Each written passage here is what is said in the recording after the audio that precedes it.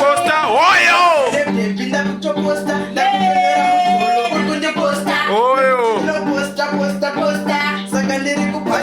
Aenda kumushaka kwangu kubangeti ndikanzina boko buritsa bangeti ipapo kamanje nanganisina naine kati budget boys yangu wandinaka naine budget naingoda pasira budget kupinda yese ndisina budget listen to that ndaiwanza yangu budget kupinda pese ndisina kana budget momo boys anchamanyire budget bata usasiye chimumanya budget wakandibata inini kati budget taenda kumushaka kwangu kubangeti ndikanzina gogoka budina bangeti